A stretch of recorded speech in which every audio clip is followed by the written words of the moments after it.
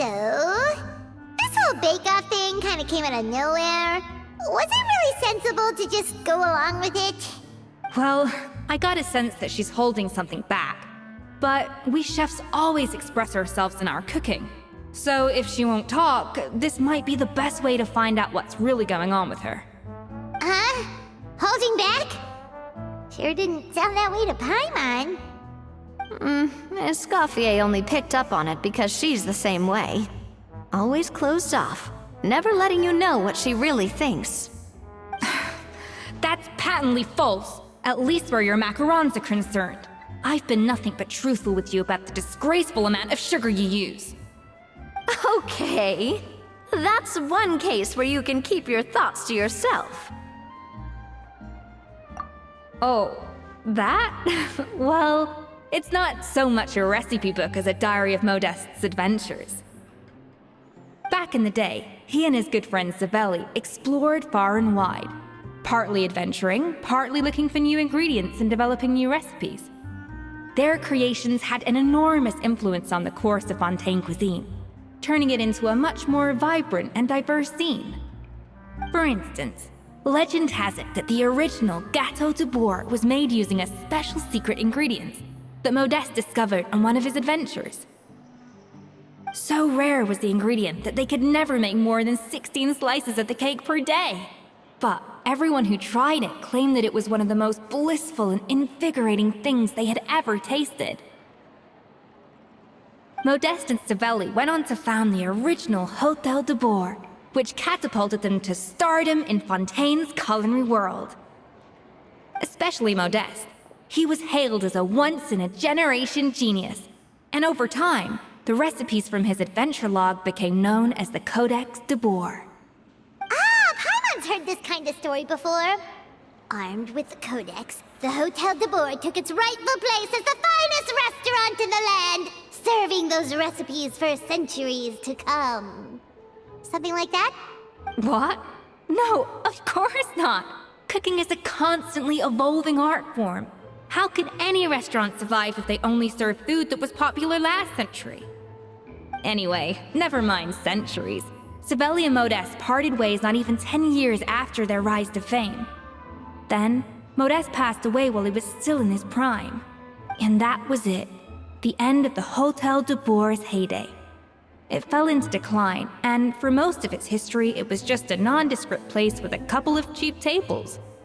It's only in recent decades that it started recovering. Even then, it still took numerous relocations and changes of management before we finally ended up with Vanigem and the restaurant we have today. Oh! So the Codex really isn't all that, then. Paimon figured it was like one of those mystical books they have in Liue's martial arts novels, where the main character learns all their secret powers from. Yes, well, that's fiction, and this is reality. You can't meet the tastes of modern diners by following some ancient recipes from a dusty old book. Case in point. Even the Gâteau de Bourg they sell now is actually Escoffier's reimagination. Wait, really? Why though? Didn't that recipe make it into the Codex? It did, but like I said, it's the dusty old book now, and the records aren't as legible as they once were. Not to mention that there's no way of finding the secret ingredient Modeste wrote about. So, reimagination is right. I consulted some historical records and took what I could from the Codex. But ultimately, the Gâteau de Bourg of today is my own recipe. As for why we gave it the same name and kept the tradition of only selling 16 slices a day, well, you've got Vanigem's business sense to thank for that. Oh! Huh. Well, that kind of takes all the mystique out of it. Hey now, it might not be the original Gâteau de Bourg, but it's still the most delicious cake in Fontaine today. And who knows, maybe Escoffier's version is more suited to your palate. Just think, if the original truly was the perfect cake you're imagining it to be, there's no way the recipe would have been lost to history, right? Not to mention that the Hôtel de Bourg never would have fallen into a slump. Anyway, before I left my role as head chef, I made a copy of all the recipes from the Codex including my own improved versions, and turn them over to Savannah. So why is she so interested in the original copy? Could it be a symbolic thing? Like, whoever holds the original Codex d'Or is the true head chef? Well, it was clearly precious enough to give to Escoffier as a parting gift. Meanwhile, Savannah only got a copy. Maybe from her point of view, it's like management doesn't truly see her as being worthy of the role. You think so? The only thing is, it was her suggestion to gift me the original in the first place. Well, a joint decision by her and Venegem. But still. What? Huh. Guess she's had a major change of heart since she became head chef. Yeesh. Who knows? We could speculate forever. Better to just let our Gato do the talking. It means besting her in this bake-off, and then getting her to explain herself, even if I have to beat it out of her with a spatula. However much she's changed since we worked together, I believe that she still has her chef's pride. And if she respects the art, she'll respect the outcome of our contest. Well, I'm confident that you and your spatula can get justice for Froment. All you need to do now is win the contest. But that should be a breeze for you. Let's not get too ahead of ourselves. Gâteau de Bourg is very complicated to make. Usually, it takes 3 chefs working in tandem to cover everything. Now, if I had to push it, I could probably do the work of 3 chefs myself. But I'd prefer to play it safe if I can find a couple of assistants in time. Well, that's easy. The 3 of us are veterans in the kitchen. You just need to pick 2 of us. Well, I have heard the Traveler is an accomplished cook, as well as a warrior. But be warned, I will hold you to exceptionally high standards. Think you're up to the task? Oh, count me in too. I've spent weeks perfecting my macarons after your scathing review. Even if it means competing against the Traveler, so be it. I'll show you what I'm made of. Confident. I like it. Alright, let's start with some elementary mise en place. Show me your knife skills.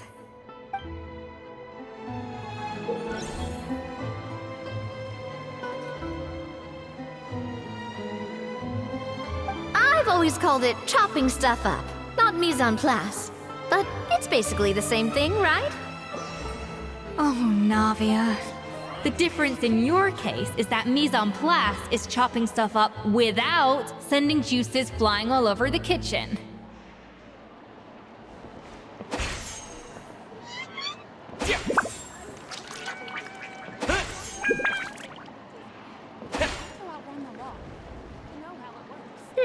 Looks like you found that easier than I expected.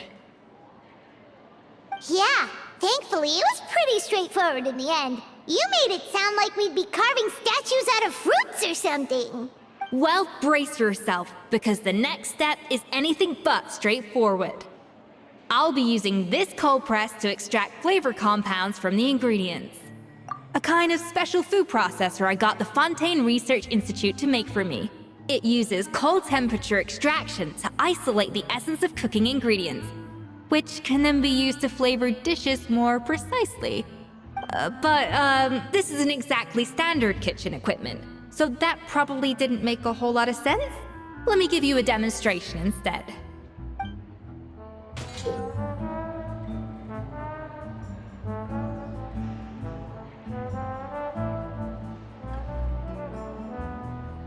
Custom-made equipment from the Fontaine Research Institute, huh? That's some pretty high-tech food prep. Paimon's never used anything this weird before. Cool! Not weird.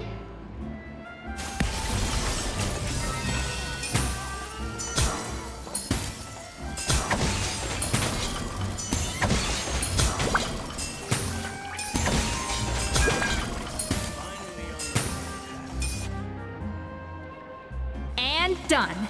These are the flavor compounds extracted from our ingredients. I processed all the fruit you chopped up earlier. Wow! Even the smell is so much more concentrated. What next? Do we add all this stuff in? Absolutely not! Throwing everything in at once will ruin the balance of flavors. We have to go slowly and carefully to calibrate the exact flavor we want. I'll demonstrate again. Now, watch closely.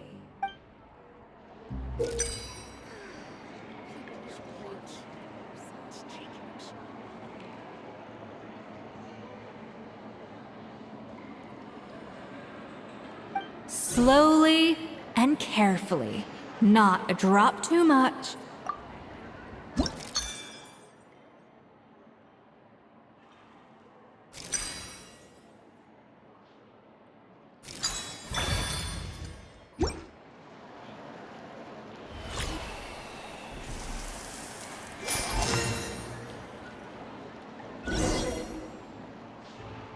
And voila! Now it's your turn.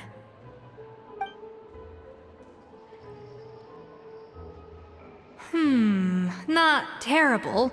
Considering this was everyone's first time blending flavor extracts, it could have been worse. But the Traveler's work was surprisingly good. Are you sure you've never done this before? You got almost perfect results on your first try. That goes without saying. Still, credit where credit's due. You did well. Alright, now for the part I've been looking forward to. I want each of you to cook something from the Hotel de Boer's current menu. I'll judge your submissions and give you a final score. That's right, the true test of your cooking skills is the finished product. It'll be good practice for the contest itself. Now get to it. Chop chop!